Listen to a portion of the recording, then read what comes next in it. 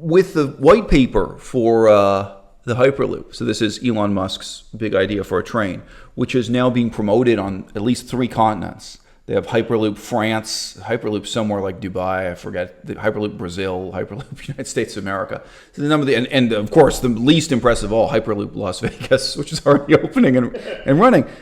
So look, I don't think it takes a genius to look at that white paper and say, okay, first of all, if you have a tube with a partial vacuum, it was completely surreal to me. The minute I looked at that, I thought, how can you say it's an absolute vacuum? Why would anyone in their right mind promise that? This would be like a laboratory conditions vacuum. But okay, it's under a partial vacuum. Let's just pretend he wasn't promising the impossible. Well, you need the same seals, whether it's full or partial. Well, okay, but the amount of energy and time you're going to need to pump out the air and achieve an absolute vacuum. I mean, this is huge. Okay, so you got a tube that's under a vacuum. The first disadvantage is you can only possibly have 1 train and 2 stops.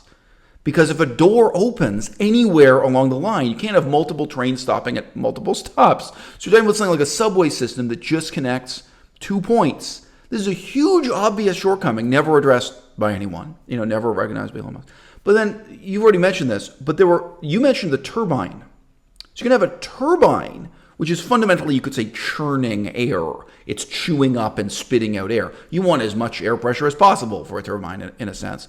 Turbine in zero pressure, and then also not maglev. This is often not magnetic levitation, that it would float on the same principle as a hockey puck on an air hockey table, that there would be jets spitting air out into an absolute vacuum.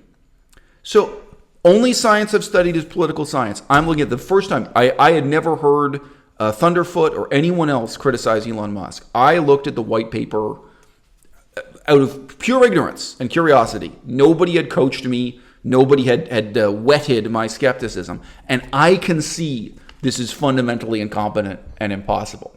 I don't know. You tell me, what does impossible mean anymore? Is this, do people who study journalism lack some kind of basis in the sciences that I've got? What's the explanation for this? One of the biggest things right now is that the science editors of all the, like Space.com and Teslarati and all these guys, they got to step up their damn game, man, because they are just reciting garbage time and time again. It's all clickbait nonsense, and they don't seem to have the scientific literacy that it takes of. And like you said, you don't have a background in science, but you looked at that and you knew that it was not right? Maybe you didn't understand all the different ways it wasn't right, but right off the bat, like you said, you look at it and you go, that doesn't sound like it's going to work. Like, how are you going to take a 30-meter wide or 30-meter long cylinder running down a vacuum tube and bank that son of a bitch around a corner? Yep. I mean, it's going to be a really, really wide corner.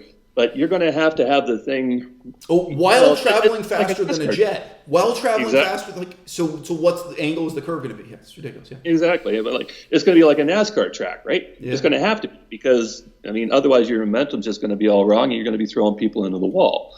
But for all of it, none of it made any sense. And I think one of the biggest things about Musk is that, okay, there's 2 examples now. He introduces a Hyperloop, he introduces the white paper, and then he says to the world, we're going to hold a competition. And this is the unwritten part, you're going to work this out for me, and I'm just going to keep the tech, but I'll give you the prize, right? That's basically the whole Hyperloop competition. He's doing the exact same thing right now with the carbon capture, because he doesn't know how to do in situ resources and fuel development on Mars. So he's offered this $100 million prize, which made all the media, and oh wow, isn't he wonderful, and he's doing this for the planet. No, son of a bitch is trying to get out the cheap way for somebody else to figure out how to make fuel on Mars for him, because he doesn't know how to do it, and Starship depends on it. Hey folks, this is Fred. I was hearing a report on the Hyperloop. What happens when all of a sudden an earthquake hits? There's no way out. There's no need of hollering and screaming and yelling.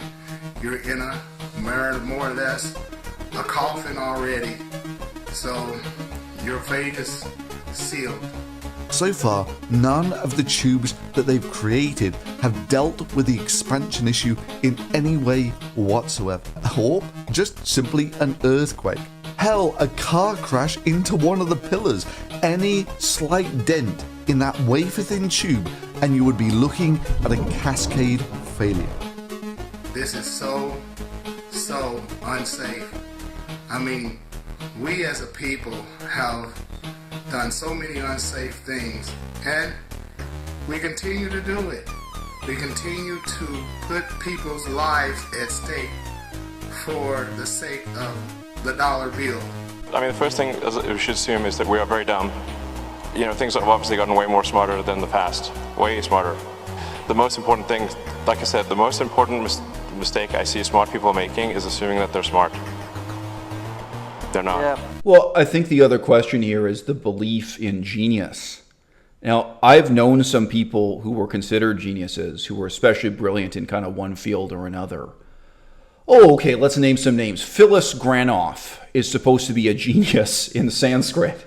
You know, I remember somebody said to me of her proudly, she's the only scholar who can sit down and read Sanskrit as casually as if she were reading the newspaper in English. She was considered a great genius. Let me tell you something. You can be talented in just one field, in just one area, like playing the guitar or playing the drums, and you can be a complete idiot in every other field. Phyllis Granoff, you're an idiot. I'm in a position to know. But, you know, to get into the world of business, of investment, of the stock market and making money, there are a lot of ways to make money. And, you know, very few of them really involve even the kind of narrow, focused intelligence that learning Sanskrit involves. I'm not overrating learning Sanskrit, by the way, guys. But, you know, learning Sanskrit is more difficult than learning how to play chess. Let's put it that way.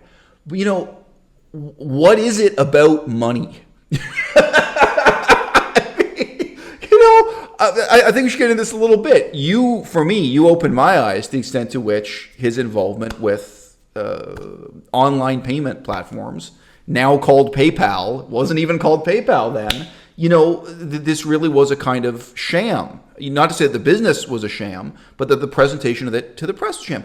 But, you know, so what if he got rich off of PayPal? Like, if even we take that as true, you know, I think it's really worrying for our culture that we're ready to raise someone up and treat them as a genius because they happen to invest in a company like PayPal at the right time and make a lot of money out of it. What a lot of people don't realize is that, you know, when all somebody has to do for you to consider them to be a genius is for them to have 20 IQ points on you. Right? But a moron's got 20 IQ points on an idiot, right? It really breaks down to that most of the people, and people aren't even necessarily voluntarily idiots. They're just not schooled properly. They don't have the scientific literacy. They've got their own bias confirmations coming in from other idiots that are close to them, right? So if Musk can talk at a level that's above your head, it's no different than an ordinary person and a magician, right? They're showing you something that you can't understand, so you think that they got it all under control. And really, I think that's all that Musk does. If you listen to the way that he talks about one of his favorite things is instead of saying many times over, he'll say orders of magnitude, stuff like that. And people go, "Ooh, wow, like that's how a genius would talk." No, it's just a catchphrase that he's latched onto that he knows will make you think that way. That's all it is. He's creating. He's a force in society that's like a cross-pollination of Thomas Edison and Tony Stark from the Avengers. Okay, you cross-pollinate those two folks, you get Elon Musk. When do I think we can go to Mars? I mean, I think possibly as soon as 5 years from now. Really? Yeah. So when you were talking to Elon Musk, did you get the sense that you were talking to like a genius? What did it feel like? Like I'm a chimp. Like, I'm a chimp. Like you're that person. Yeah, I'm that. That's exactly what I was going to say. Yeah. I am that toxically stupid person talking to this guy Really? who wants to create gigantic power stations in Australia to fix their grid and wants to shoot rockets into space. And Anything yeah. he does is completely fascinating to people. Well, he's a legitimate super genius. I mean, legitimate. Like when he's not full of shit. That is his thought process is extraordinary. But one of the things that was really clear from talking to him was that it's uncomfortable. That his whole life it's been this tornado of ideas that's beating against his head. Yeah. And he's like, you wouldn't want to be me. You know, like, oh, Jesus. I'm like, what do you mean, man? You know, and he's like, it never shuts off. Right. You know, and like, oh. No. I think the paper's too strong. Is there another way we can engineer? You know, it's better if I can swing like this. Oh, good. So get it near my neck. That's even better.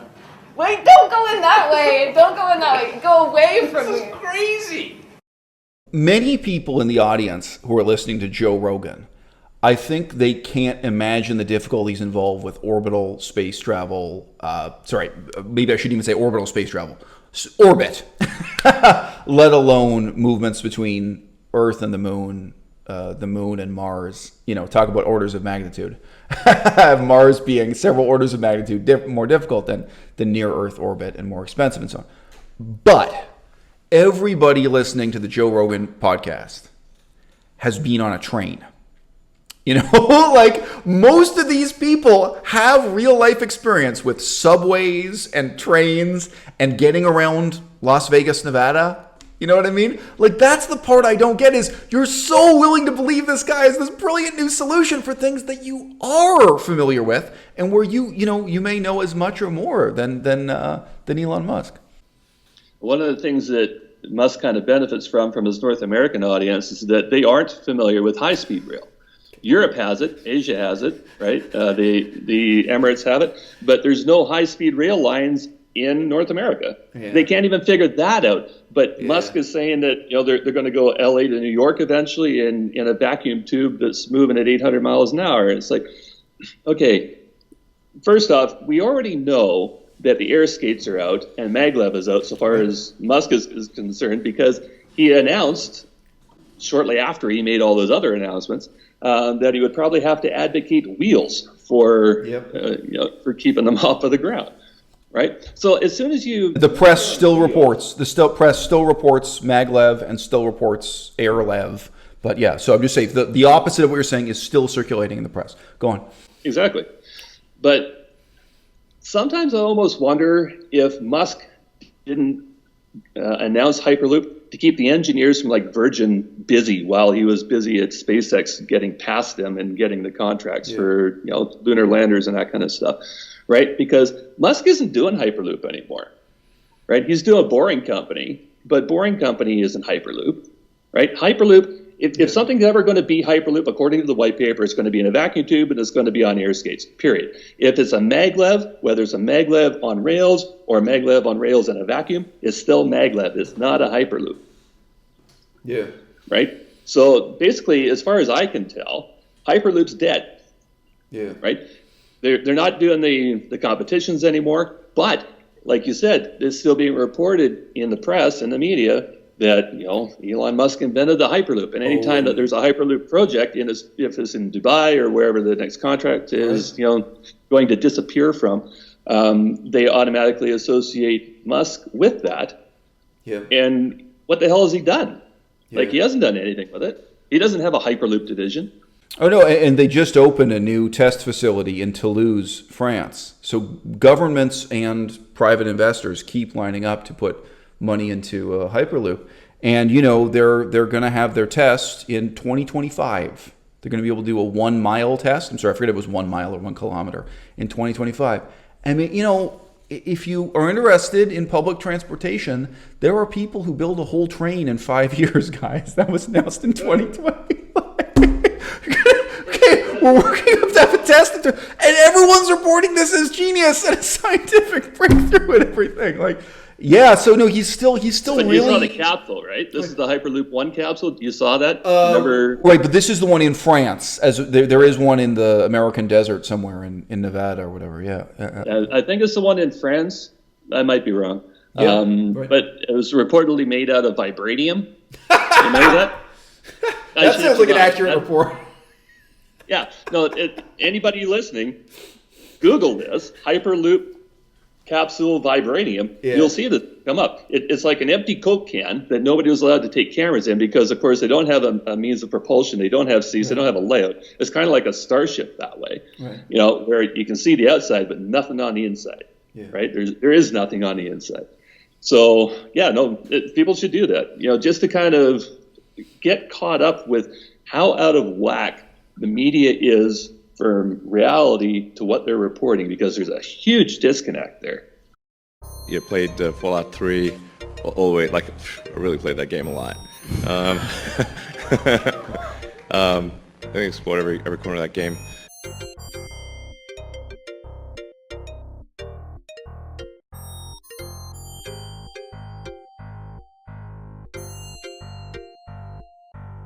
I'm looking for a new video game to play. Can you give me a recommendation? Overwatch. I play Overwatch. Yeah, that's Anything great. else? Overwatch is amazing. Overwatch is amazing, yeah.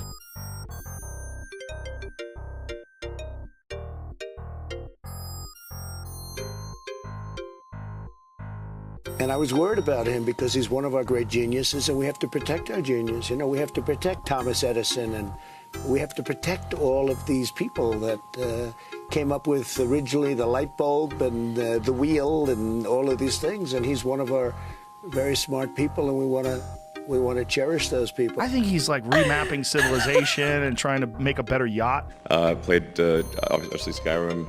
I did not complete Skyrim. That was intense. It was like, it's a big game.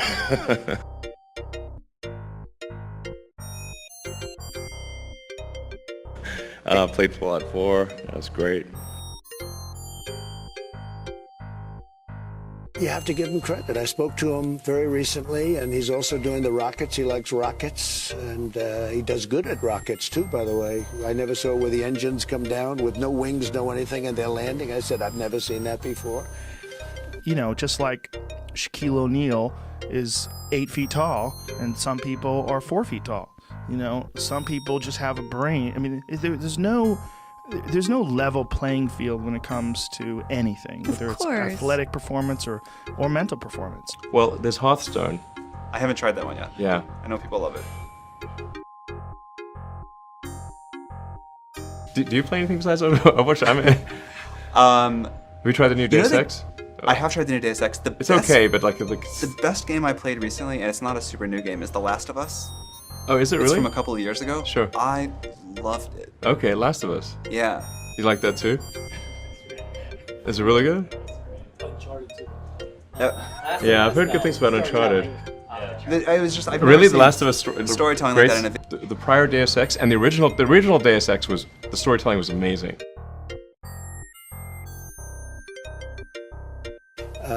Shocking how well, how it's come so fast. I mean, you go back a year and they were talking about the end of the company, and now all of a sudden they're talking about these great things. He's going to be building a very big plant in the United States. He has to, because we help him, so he has to help us. I don't know if anybody's played. Did you play the original Deus Ex?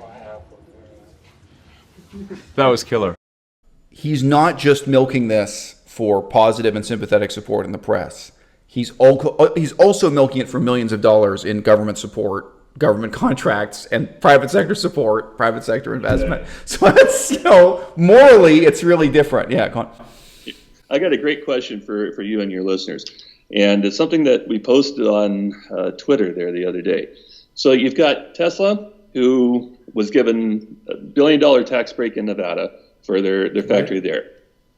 Buffalo, New York gave him another $1 billion. Well, they didn't give him $1 billion. They built a $1 billion factory for Tesla, Giga 2. And that was in return for hiring commitments, which Musk has never honored and is looking for another deferral so that he doesn't have to pay $41 million a year in fines because he's not giving the area the jobs that he wanted. So you've got this company that is reliant on handouts that takes buyers' incentives off of, for every vehicle because the government's paying people to buy EVs, which is basically the poor taxpayer paying the difference for the rich taxpayer to get into a Model 3 or S or X or whatever. You've got government handing Musk money every which way, so far as Tesla is concerned. But Tesla is then allowed to turn around and sell green credits to Legacy Auto. Right. How the hell does that work? Yeah. This is emissions trading. Yeah.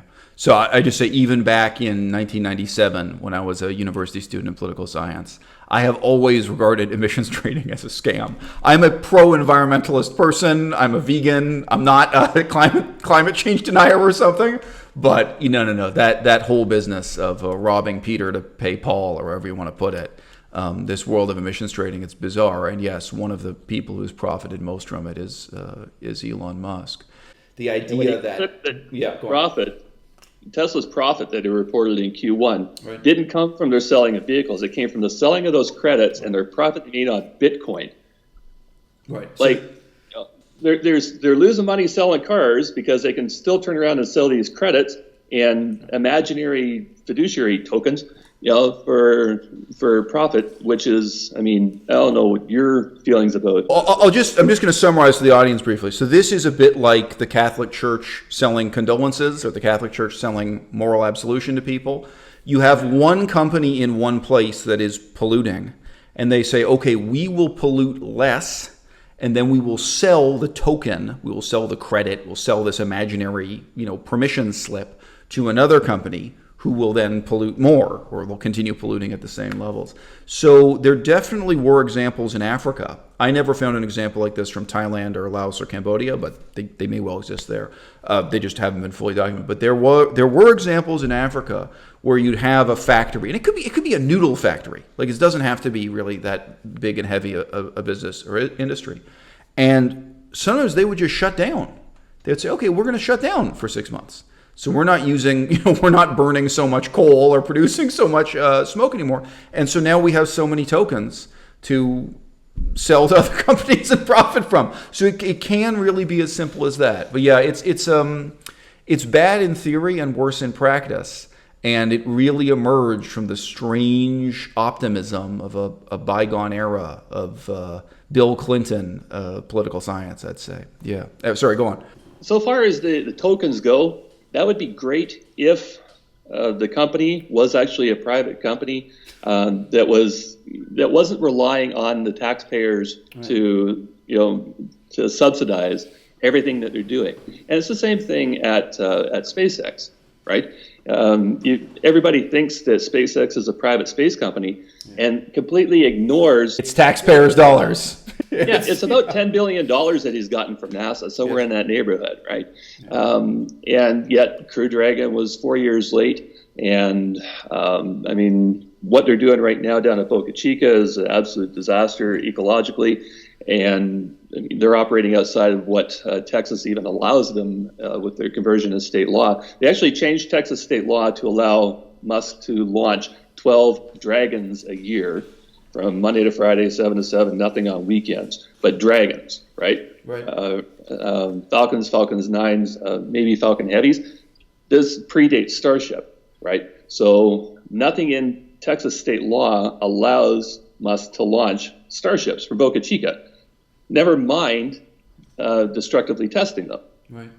Right. So he takes, and nobody realizes how much he's taking or where he's taking it from. Well, I'd mention this because this might be something you look into or hear about sooner or later.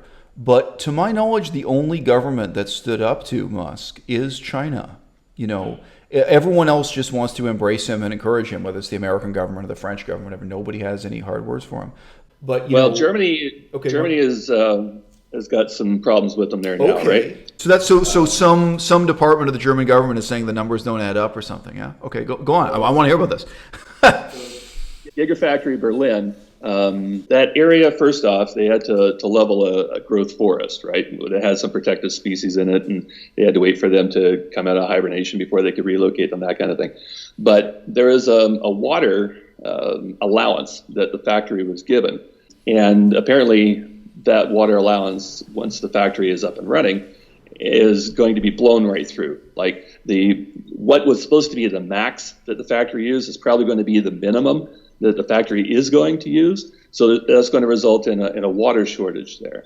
And then there's different environmental things that have come to light recently where inspectors have come across pipes that were underneath the factory for dispensing waste that were not on anybody's diagram. Nobody knew anything about them. And then what are some of the other things? The union busting activities that Musk is famous for, apparently he's under investigation right now for paying his workforce less than the mandatory minimum wage. There's all sorts of different things the investigation in Germany. Wow. Yeah. And so there's, half a dozen different investigations going on for Gigafactory Berlin right now. But again, here's something else that people don't realize. Gigafactory Berlin is being built on land that they made Tesla buy, where, the one in China just owns. That whole factory is owned by China. But it's being built on all conditional permits, right? So if at the end of the day, the final inspectors come in to give final approval and they don't like what they see, Tesla has to bulldoze the factory and reconstitute the land to the way it was before. Right. And right now, they're buggering everything up. Yeah. And the Germans take those things very seriously. It is not a case where they're going to be able to appeal to German parliament to make an exception in their case, I would expect. It's going to be a red light, a green light, and that's that. Well, China is not a democracy, but on a scale of 1 to 10, they're not quite a 0 for democracy. There may be a 1 out of 10 for there's a little bit of democracy, And there was a lot of suspicion and hostility toward Tesla in China in the millionaire class. Now, this may shock you, but the Chinese government is actually somewhat influenced by the opinions of multimillionaires in their country. There is, there's no democracy, but, these are some of the same people that eat lunch together. And, what exactly China's problem with Musk and Tesla is, it's somewhat secret. But it does seem to be that one of their big concerns is actually the quality of the cars, is actually the reliability and so on. So it's kind of taboo everywhere except Consumer Reports. But I remember thinking, isn't that interesting? And maybe China will be the one country that's really asking tough questions that nobody wants to ask about Elon Musk and Tesla. Well, if you talk to Tesla shareholders, again, they're under the impression that Musk owns that factory, and that's why they're showing a loss, is because they're doing all this expansionist activity, and that's just nonsense. The factory itself was built by China. The gear on the inside, all the factory equipment, it was bought by China. Yeah. Well, China holds the loans against it. Right, Musk had to take out loans with the Chinese government to outfit those factories. Yeah. Right, so China's got an image problem with Tesla right now. As a matter of fact, Teslas at this point aren't allowed in some parking garages. They aren't allowed on some city highways that are toll highways. And this all comes down from, some of it comes down from that auto show outburst that where that lady got up on stage and started screaming about the problems that she was having with her car. But it goes a lot deeper than just that. I'll give you one you might not know. There was a multimillionaire in China, and I think he was the first man in China to receive a Tesla. But if not, he was one of the very first. And he very publicly smashed his Tesla to bits with a crowbar. Now, to the limit of his strength. And that was on video, and that was in the news there. And yeah, it was an interesting moment. Now, political relations between the United States and China were much more positive then than they are now. Since then, Donald Trump came and went, and now Joe Biden. Joe Biden is more anti-China than Trump was, to everyone's surprise. And really, supply chain and economic relations in the United States and China may now really break down. Elon Musk may end up losing his investment in China for reasons unrelated to his incompetence. But I would say, because I've lived in China in the past. I read and write Chinese and so on. But actually, that moment of this guy smashing his Tesla with a crowbar in China and saying it wasn't even that he was complaining so much that it was a worthless piece of junk. He was complaining that Elon Musk was arrogant and that the Tesla Corporation was, which I think is a reasonable complaint. But arrogance carries a lot of weight there. I would say that was maybe the iconic moment that formed China's idea of Tesla. I mentioned this because that went viral in China, but I think people outside of China didn't see that clip. Disgruntled owner smashes his Tesla to pieces with crowbar. I'm amazed that nobody at our channel has seen that. That would definitely have been brought up at the kitchen table conversation. I'm here to share. Another question is, what happened to that car after he smashed it up, though? Did he then turn around and sell it secondhand? That's also... after you've gotten the viral video, what do you do with the smashed up Tesla sitting in your driveway? Are you that rich that you just literally throw it in the garbage? I don't know. You might have cleaned it up and sold it secondhand after. I just putting myself in his position. It seems like the people crying debunked are assuming that all of the scientists and engineers at SpaceX and all these universities haven't taken a grade 11 physics course. Okay, and I'm not an expert in battery pack technology, but it seems that a lot of people are speculating that the specs for the semi-truck, even I believe the CEO of Daimler said it breaks the laws of physics. So I'm wondering, is this just a linear... He doesn't know much about physics. I know him. Yeah, so... I'd be happy to engage in a physics discussion with him. I actually studied physics in college.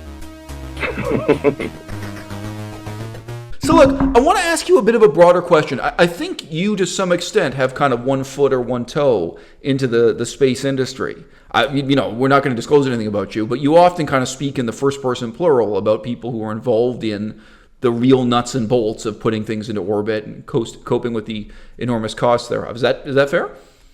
Yeah, that's fair. I think we're living in a very interesting era in terms of the justifications for these enormous budgets. I have to tell you, I am not uncomfortable with private companies in general receiving millions of dollars from the government. I have my own kind of pragmatic, nihilist, nuanced view of how politics works. But most things that the public perceives as public sector, as being part of the government's domain, actually are contracted out to private companies to create. And of course, this includes component by component, the pieces that make up the International Space Station and everything else. As coronavirus comes to an end, though, all of the Western democracies are now kind of teetering on the bridge of bankruptcy, of deficit spending at enormous levels. And there is starting to be an odious question of really how much of taxpayers' money is it appropriate to put into the pockets of people like Elon Musk and to put into the pockets of what are some other aerospace corporations here? Put into the pockets of like Boeing and ULA and Blue Origin. Right. The so-called path breakers for people pushing back the horizon of new technology, so on and so forth. And they're incredibly lazy, stupid, fatuous investors who get rich off it. People like Elon Musk who are less famous than Elon Musk. I think we're probably coming up to an era when there's going to be more skepticism and more hostility towards space travel, space programs, or what have you, and people are going to have to question. Just a personal anecdote. I remember sitting at a table with a relative who was questioning me about how much money the building the wall cost, Donald Trump's wall with Mexico. And I had the figures fresh in my mind right there. And I said, okay, so what percentage of NASA's annual budget is that? And when you start looking at the space program compared to anything else you say the government doesn't have money for, whether it's building a wall or providing schools or providing pipes that don't have lead in them for drinking water or what have you, we have a bit of an embarrassment of riches. And we have a question of poverty and scarcity. Where do you see that going? And I ask this partly because I really think Elon Musk himself could be a bit of a turning point in this. Here's the way that we kind of approach this is that anything that is going to be developed or shone light on that embarrasses space exploration is going to have a negative effect overall. Okay, so not only with what's happening at Boca Chica, is that a bunch of money going to one company where there could be 10 other doles out to smaller companies that might have better ideas, that might have better technology, that just need that lab to make that happen. I think that centralization of the way the disbursements go acts negatively. However, beyond that, if Starship on one of these upcoming launches gets out of control. Let's say when they launched the booster on July 1st as the intended date, it winds up going into La Padre and wipes out a small neighborhood, that kind of thing. As soon as Starship kills somebody, people are going to get shut right off of that entire aspect of space exploration and the way that it's being done. It's reckless. What they're doing down at Boca Chica right now is reckless. They got lucky yesterday. They had 4 other accidents. Those accidents littered 3 nature preserves with razor sharp stainless steel shrapnel. You're talking a state park to the west. To the south, you've got another protected wetland. To the east of Boca Chica, you've got a turtle beach that's used by like 6 different species of endangered turtles. They get blown up every time a Starship is a fireball, right? And people will say, okay, but like around Cape Canaveral, there's a nature preserve there too. Why aren't you bitching about that? Because these nature preserves were there first. He built in the middle of a nature preserve where, at Kennedy, they built the launch platforms and they built a nature preserve around it. So, apples and oranges. Yeah, but there's also the old saying about you can't make an omelet without breaking a few eggs. And, I mean, the American public's attitude towards loss of human lives and loss of billions of dollars, I think those are two very different things. We were watching the promo clip. I say we. In reality, I was yelling at my girlfriend about how ridiculous this was for the latest project from the multimillionaire owner of Virgin. This is Virgin Galactic. So, I'm sorry, I forget the guy's name now. Richard Branson or something like that. Right? There you go. So, and one of the things I was yelling at my girlfriends, it's participatory yelling. It's not actually an argument or a fight, was that, it's inevitable that one of these is going to blow up and all the passengers are going to die. Like, you can really chart out how much time it is. So, you're talking about sinking millions of dollars into adventure tourism. And, admittedly, every year people die doing parachuting, they die doing mountain climbing. There is risk built into tourism of different kinds. But in this case, people are investing in this as a business, as a for-profit proposition. And you tell me what the profitability outlook is or what the value of that stock on the stock market is the first time just one of those space exploration vehicles, shall we say, it's near Earth orbit, but the first time one of them burns up in orbit and everyone on board dies. If we're talking about money, I'm being honest with you, the American public, they have a tremendous tolerance for casualties. You can have dead bodies coming back from Afghanistan every week and people seem to be cool. But if you're actually talking about this on a profit-making or even break-even basis, that's very hard for me to see people tolerating once just one of those flights goes badly. Well, you take a look at what happened with the shuttles, right? There's one of them on the way up, one of them on the way down. But out of 135 missions, 133 were successful. So it had a 98.5% success rate, something in that neighborhood, right? But each time something happened, it shut the program down for years. Right. We're talking 30 months, 32 months, somewhere in that neighborhood. Right.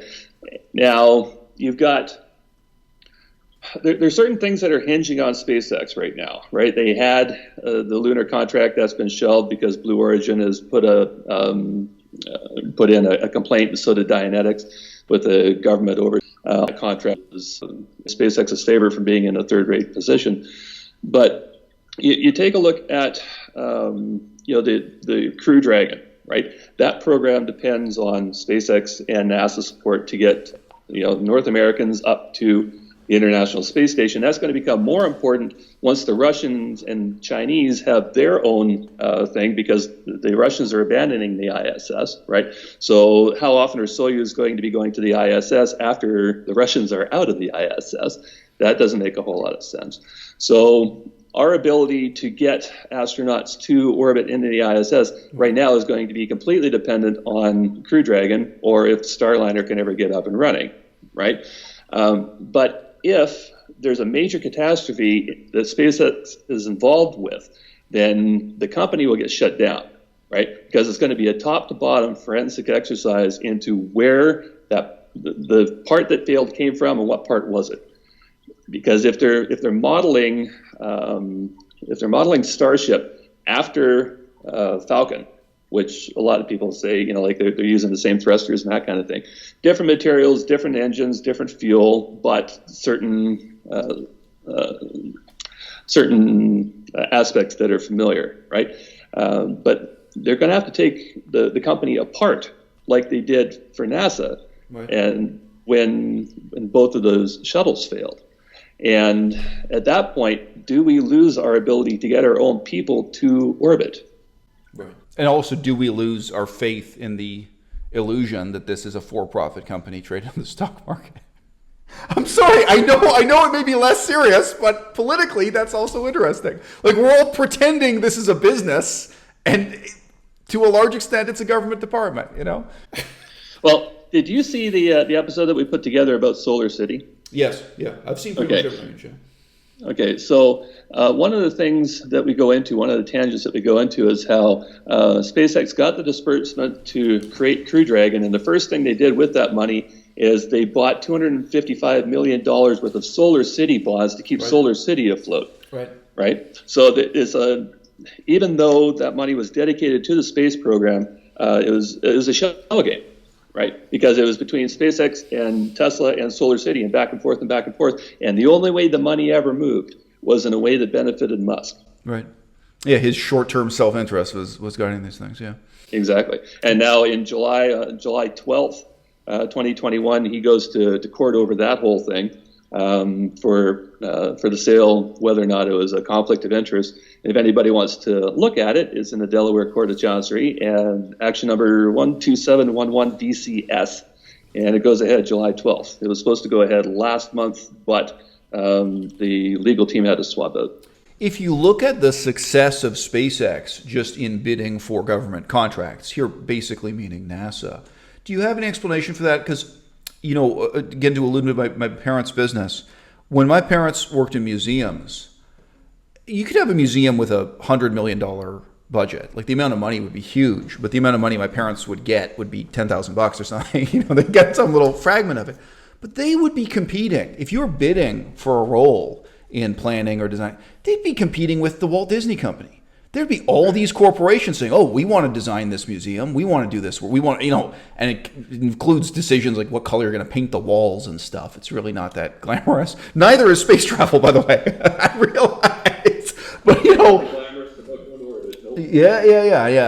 I don't want to do it myself. But when you look at their success in bidding, do you feel it's just the lack of alternatives? Do you think that SpaceX has been largely unchallenged? Or do you think the government agencies that are evaluating the bids and tender and so on, do you think that they are themselves influenced by the media hype, that they're believing in Elon Musk the same way the journalists do? Yeah, I think there's a lot of reality there. That people look at him and they see the reports that he's the founder of Tesla and it's Tesla's success, and he was the founder of PayPal. And of course, none of this is true, but people think that he is, and they think that he has this track record of establishing and building and selling and having successful companies. But it's always somebody else. He's always riding somebody else's shoulders. I mean, even at SpaceX, he's not the brains of the operation. He never has been. The rockets that he designed all blew up. But you take a look at Gwynne Shotwell and her history, and the fact that her husband works for one of the other space manufacturers. I think it's JPL. I'm not 100% sure without looking at it. But, he has rocket scientists. You don't know who they are because he never mentions them, and he takes all the credit for what they're doing. But when they move down the road, he's got to fill that gap. And if he's ever unable to fill that gap, then the whole shell game can fall apart, right?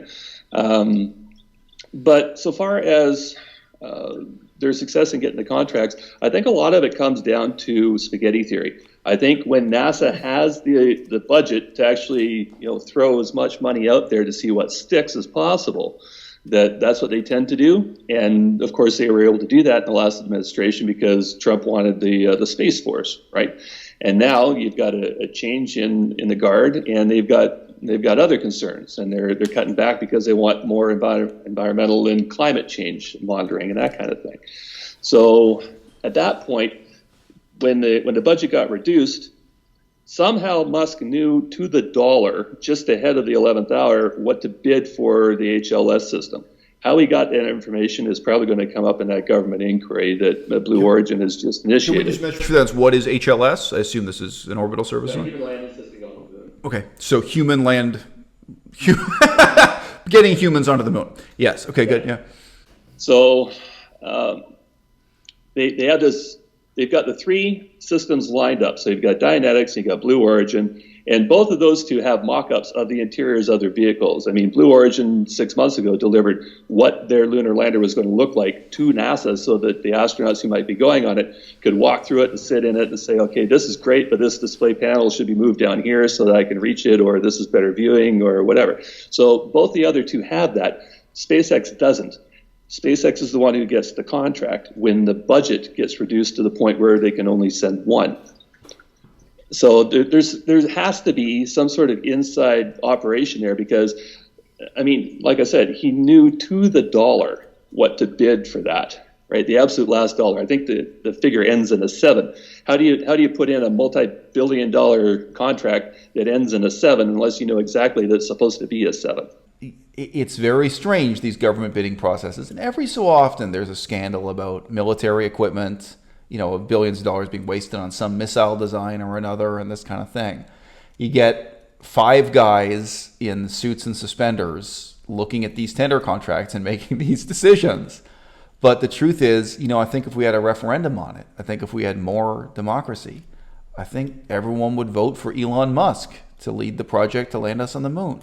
I'm just saying this is really, I'm pro-democracy, but it's very challenging for me to look at because I think this is, kind of the most sad and sick and wrong side of democracy. This is one of the greatest weaknesses in democracy as a political system and as a kind of cultural habit of mind. Oh, great. Oh, yeah, the guy I've seen on TV, the guy I've seen on the news, the guy who made millions of dollars out of PayPal, he must know a thing or two about lunar landings.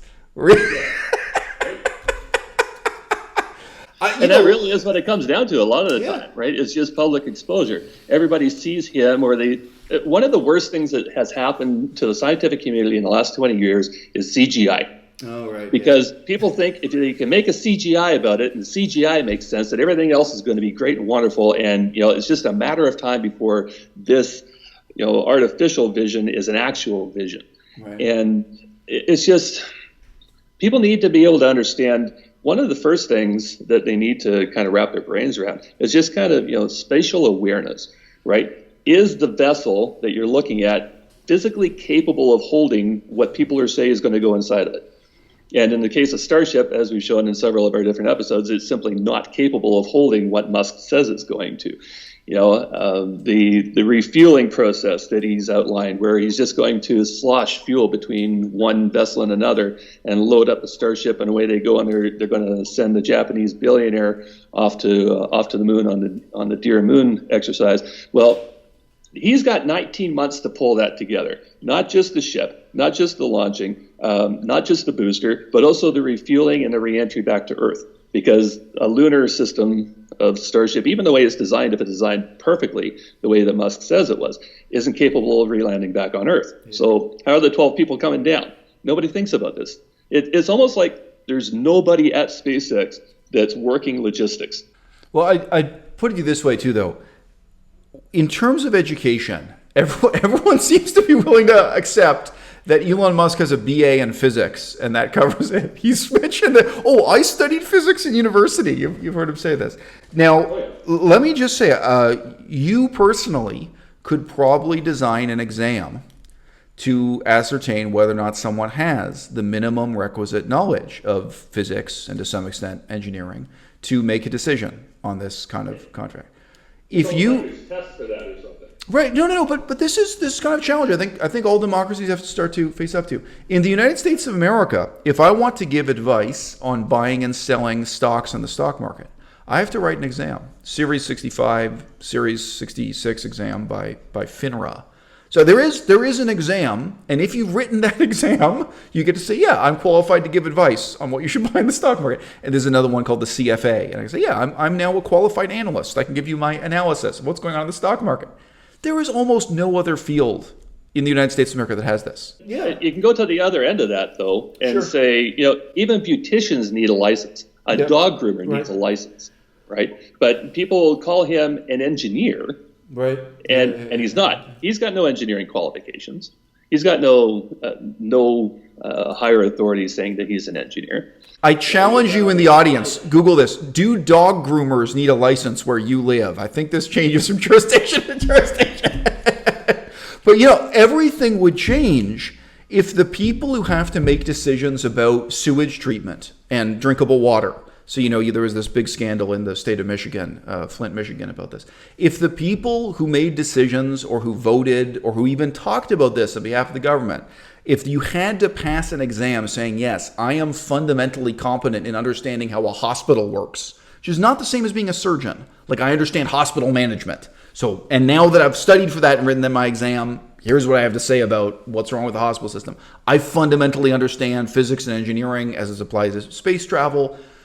The problem, from my perspective, isn't just that Elon Musk lacks that confidence. I think the people who sat in that room and made the decision that he should win the contract, I think probably they also lack this. Maybe some of them, but maybe all of them. You could be looking at people who have a distinguished military career in aerospace and who end up being in NASA or being the representative of, Congress to NASA, the people who are actually making that decision, or various political appointments, who may be highly competent at something, but they lack the ability to see these problems that are so obvious to you and I in looking at Elon Musk's grandiose plans for the future. Did you actually see the news release that was released about Musk getting that award? Because it's written in the first person. I found that very, very interesting, is that everything is I and me and... So this is an official press release from SpaceX. But, yeah, it's like, well, no, it's from NASA. Oh, really? Oh, okay, in the first person. Okay, wow. And the person who released it, it's a lady whose name I can't remember right now. Everything's written in the first person about how I determined, and this is my recommendation, and it's almost like there wasn't a committee, right? And that this deputy head of Human Launch Services or something like that, again, right. I don't have that detail in front of me. Of course, I'm going to look it up as soon as we're off here. It's almost like she had to get that out of the way before the new administrator taking over from Jim Bridenstine took over. Yeah. But it's almost like they were anxious to get that done before this new person could come in. And of course, now that Blue Origin and Dianetics has put in their challenges, it all gets it's very put in the penalty box anyway. It's very often the case. I mean, basically one man designed the healthcare system that we have in Canada. Back in 2008, China, with over 1 billion people, completely redesigned their healthcare system. Good luck finding anything written in English about what happened and whether it was good or bad. But political decisions with really sweeping, profound, long-term consequences, maybe on paper they're made by a committee of 5 people, but there was really one person who dominated that committee. You know what I mean? Like when you look into these things, and how many people decided the strategy for the Americans conquering Vietnam, or whether or not America should go to war in Vietnam. Big decisions that have really long-term consequences. One I've been drawing attention to actually was the 1971 war, where Richard Nixon decided to have an alliance with China, which continued till 2021. Huge long-term consequences. 5 guys in a room, and maybe just one of them, made this decision, and on what basis? And I've got to say, it's something that we so-called democracies in the West, we have a lot more in common with communist China than we want to admit to ourselves, because so many of these supposedly democratic things, especially in your field. But any city in America, any city in Canada, was there anything democratic about the design of your subway system, of your train system? Anything like this? Suddenly democracy just stops, even though that's where things should be the most democratic of all, because it's going to affect, everyone's daily life for the next 50 years. Who builds the train and how? Yep. And not just the construction, but construction noise, construction costs, the addition to your tax bill, the way it's going to come through your neighborhood, the way you're going to access that system. Is there going to be a stop anywhere near you? Yeah. I mean, what tends to happen is we elect these people to sit in dark rooms and come up with decisions on our behalf. And we think that because we elected them, that they're acting on our behalf. Yeah. Or we elected the person who appointed them. We didn't even elect them. We elected someone else who selected them. Right. Yeah. I think what a lot of it comes down to in Canada and in the U.S., like basically in any major democracy anymore, is that everything goes along party lines. And really, I think the only way that you're going to get back to a true democracy is by abolishing parties. so that your representatives, when they're sitting in Ottawa or sitting in Washington, they're actually acting on your best behalf and making alliances to, in the best interest of their area. And that way they're free to vote yes on this and no on that, and actually benefit the people who elected them to the office, not only in such a way that they get elected, but they can be recalled if they're no longer acting in our best interest. And we don't need one person at the top of it to kibosh or veto anything that they don't agree with. What we need is a figurehead that can attend all the soirees, the UN, and the dinner parties and whatnot. But there's no reason why the people that are in representative rooms, whether it's the House of Congress or House of Commons, why they can't elect a representative to act in that regard. And again, if that person is not doing the job that they're supposed to be doing, then they get recalled and they have another election. Like, I honestly think that the polarization that's happening in politics, especially left and right now, needs to go away so that people can kind of heal a little bit and come back to the middle. Because the way that it's going right now, it's just getting worse and worse and worse. And that's eventually there's going to be some sort of implosion there. And it's not just in politics. It's in regards to religion. It's in regards to lifestyle choices. It's in regards to the space industry, where you've got your pro and your anti-Musk. We didn't start off anti-Musk, but the way that the channel has evolved over time, the rabid nature of the people that we call the muskrats, and maybe that's a misnomer, but it certainly describes them well. You've got this defensive and irrational defense of something that's completely irrational. And really the only way that you can try to break through that veneer is to get as equally enraged sometimes in how you're presenting your material, because it's the only way to get through to some of them. Well, theater has always been part of politics, going back to Athens and Rome. I'm not going to talk your ear off on the reform of democracy because I'm writing a book about that right now. I can plug my book here. But yeah, I'm in the final stages of publishing my first book for grown-ups that I've ever written. I've written some children's storybooks, actually. But it's called No More Manifestos. And yeah, I am really of the opinion that the book contains a very thoroughgoing critique of the American Constitution and its consequences. And the American Constitution has indeed influenced the constitutions of all the democracies of Western Europe, and a lot of comparative analysis of places like China that I've talked about. But I mean, I think though it is, for me, in this instance, what we're talking about today, it's not as easy as saying more democracy would be better. Because I think you and I both know that the vast majority of the crowd, the vast majority of the voting public, they would support him. They'd probably elect Elon Musk president of the United States, which is terrifying. We'll have a lot of flights between now and then. That's crazy. That's 2023 is not that far away. That'll be there before you know it. How many times have you had explosions with those when you're on a things? rocket? I don't know, like quite a few. 6, maybe 5 or 6. What are those like? What is it like when you watch it explode? This is a test program. Right. We expect it to explode. Of course. It's weird if it doesn't explode, frankly. Really? Yeah. If current trends continue, if we if you plot the points on the curve of progress, then we should be doing regular orbital flights with a high probability of safe landing in 2 years.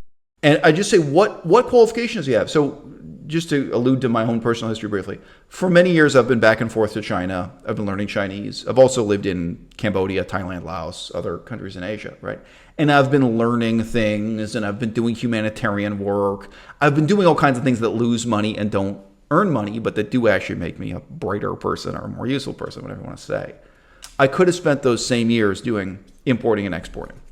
I'm thinking about it right now because I'm going to run out of money sooner or later. I could have spent 10 years going to China and buying the cheapest crap made out of plastic for $5, bringing it to the United States of America and selling it on Amazon for $100 a piece instead. And that is one of the surest bets in economics. I can guarantee you I would have gotten rich doing that. If you are a white person who speaks Chinese and you can just travel back and forth between China and the United States and put junk made cheaply in China on Amazon, you will make money, and tons of people are doing it. And it just really sickens me to think that people would have more respect for my opinion and have more influence in politics just because of the number of dollars in my bank account. Like, oh, you've demonstrated that you can make a lot of money. Now we care about what you have to say. And to me, Elon Musk is like, it's this phenomenon in its purest form. This is all he wants to do is get money and have people talk about him behind his back because of who he's sleeping with and the car he's driving. I mean, this is a caricature of kind of the worst aspects morally of the 21st century American character, and the majority of people love it, and the majority of people support it, and the majority of people vote with it. So for me, even though I'm pro-democracy, this is, in this context, I'm a real cynic, or I'm real skeptical about democracy itself. Go on, yeah. You can sleep a little bit easier because Musk can never be president of the United States. He wasn't born in the U.S., so that is off of the table, thank God. Well, yes. What if Musk becomes president of South Africa? Would that be more... Boy, could he turn that around. Yeah, Canada is still an option for him, though. He could... First thing we should assume is that we are very dumb. Things have obviously gotten way more smarter than the past, way smarter. The most important thing, like I said, the most important mistake I see smart people making is assuming that they're smart. They're not. Yeah. Don't buy into the Hyperloop. It is a disaster waiting to happen. You may as well strap a bomb to your chest and pull the pin. If you got money to spend it on something that's actually gonna help somebody to get better in life, not to get dead. What happens next? So let me just ask you. I used to ask political activists this all the time. I'd interview political activists and say, where do you think you're going to be 5 years from now? What are you planning to accomplish in the next 5 years? In the case of Elon Musk, where is this going in the next 5 years? I don't want to narrow your answer here. I can think of some worst case scenarios. Go on. The timeline that he set out for himself, that if he doesn't make it, then it's just more broken promises kicked down the road. He needs to get the Deer Moon ship circling the moon by the end of 2023. So, he's lined that up for himself. He was supposed to have cargo ships waiting for explorers on Mars by 2018. He missed 2018. He missed 2020. He's going to miss 22.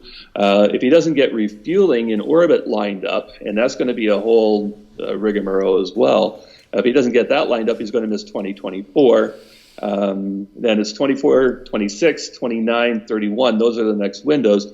And every time he misses a window, his city of 1 million by 2050 gets, again, further and further kicked down the road. But if you take a look at some of the episodes that we've done, such as the one that deals with, his idea for getting people to Mars is in convoys of 1,000 ships. To get those 1,000 ships up into orbit, you need to launch between 7,000 and 12,000 tankers and supply ships to facilitate them while they're in orbit. Then they're all going to go off at the same time, like Battlestar Galactica. And you could Google that, Musk Battlestar Galactica. It'll tell you this whole thing about how he's planning on doing it. But we worked out the numbers on that, and it's like, you're into the $50 trillion as a grocery bill by the time you get all these ships up into orbit. Again, it's almost like nobody at SpaceX is doing logistics. Nobody understands the weight of water. Nobody understands the cost of launching groceries. Nobody seems to understand how much groceries people are going through, what space is going to take up. Where right now, the way things sit, we do not have life support systems capable of pulling off a Martian mission, because the ones that they have on the ISS are the best that there are, and they need constant upgrade, repair, and resupply.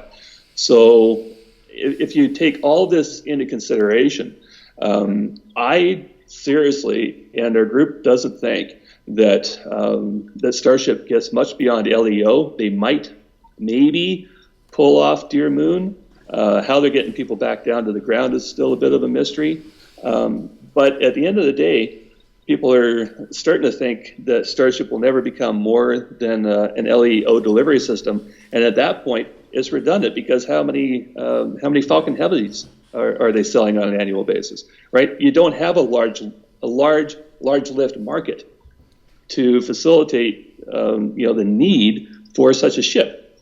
And their delivery system, I mean, the more that it gets refined, the more Starship starts to look like Shuttle.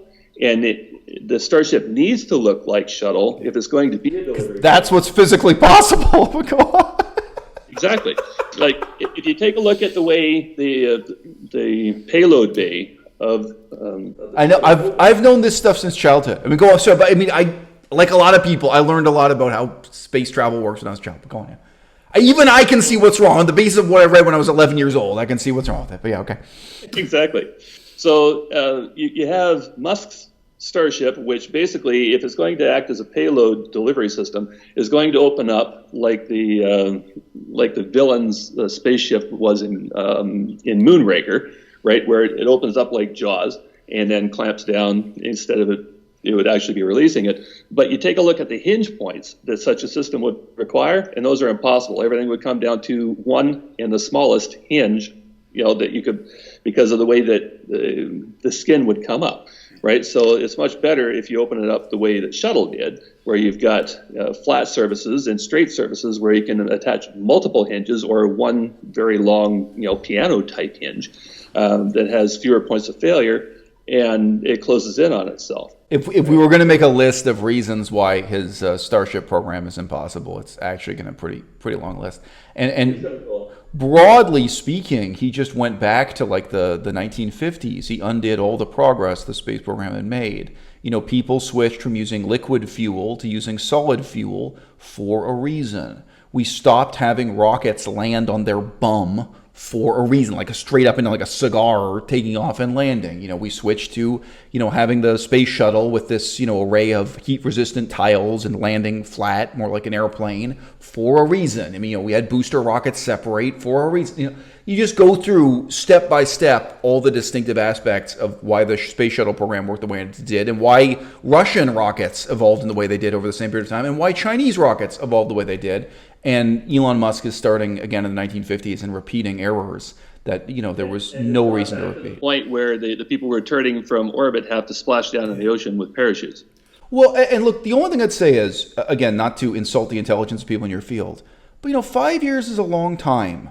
And in the last 5 years, like between 2015 and 2020, sorry, I realize we're actually doing this interview in 2021, but nevertheless, between 2015 and 2020, I think Elon Musk could have learned all this stuff. He could have learned the stuff I learned when I was an 11-year-old boy.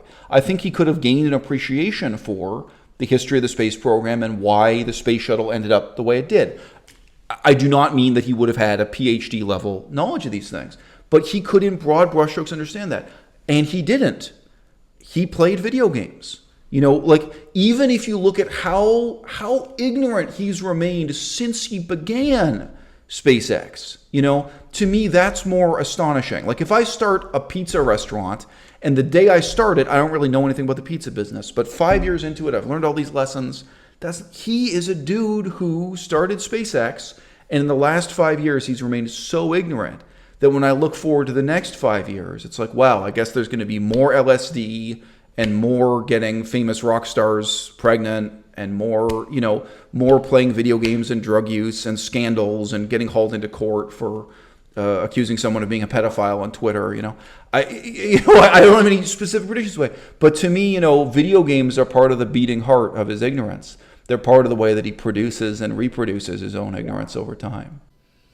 It's almost with some of the projects that he comes up with, like Hyperloop, like Starship, like Cybertruck, it's almost like the actual geniuses in the board of that particular company are like, okay, you need to get this guy out of our hair so we can get our work done.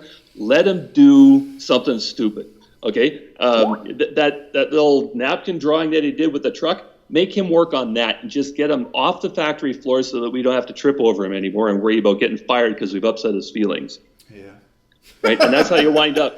That's how you wind up with a Cybertruck. That's how you wind up with a Starship. That's how you wind up with air skates and a vacuum, for Christ's sake. Well, and meanwhile, I think the only company we can see this with is his car company, Tesla.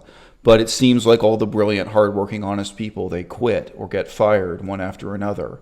And the people who remain and the people he recruits and the people he grooms for leadership are these kind of unthinking yes men. They're these people who flatter him and who fit into his ideology. So, I mean, culturally, that's very different from one milieu to the next.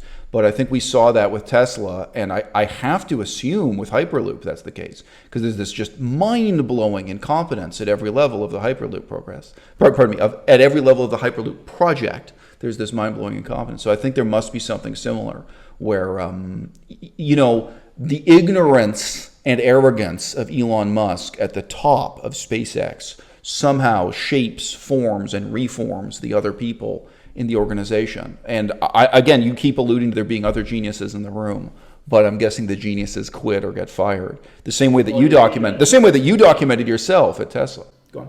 Yeah, and you're seeing that at Neuralink now as well. Right, yeah. Like of the original founders, less than half of them are there. I don't even want to talk about Neuralink. That's so depressing. Oh my God. You know, and look, hey, I asked you about the next 5 years. It can get worse. Elon Musk wants to make a nuclear reactor that will hover in midair and act like a man-made sun. I can see ways that would go wrong in the next 5 years. He could really. I don't see much going right with it. That's for sure. This could end up being at, you know, cartoonish levels of supervillainy. And well, great talking to you. This is the first time we talked. I made some YouTube videos shutting him out and so on. And, you know, I'm a fan of his channel. Those of you who don't already know, this is Common Sense Skeptic. There's a link in the description. The YouTube channel, I should just clarify, it is not just one person. He's alluded to it several times. There were a group of people who are remaining anonymous.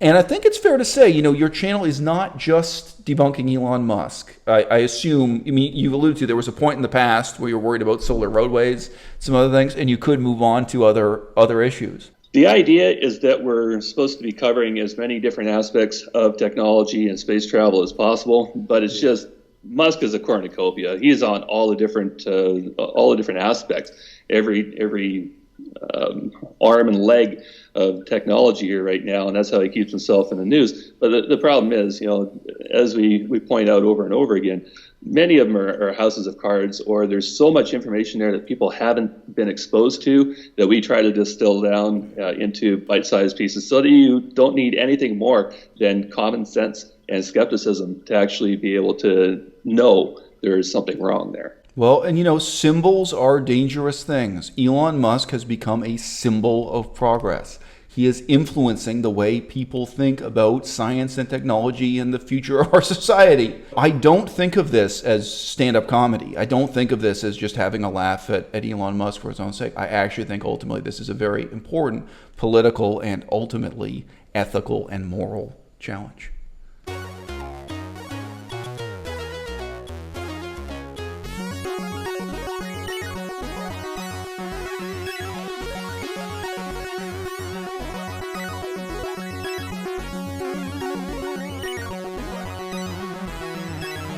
Maybe we can practice doing the puppet show together. Yes, that's all I needed. I need it all.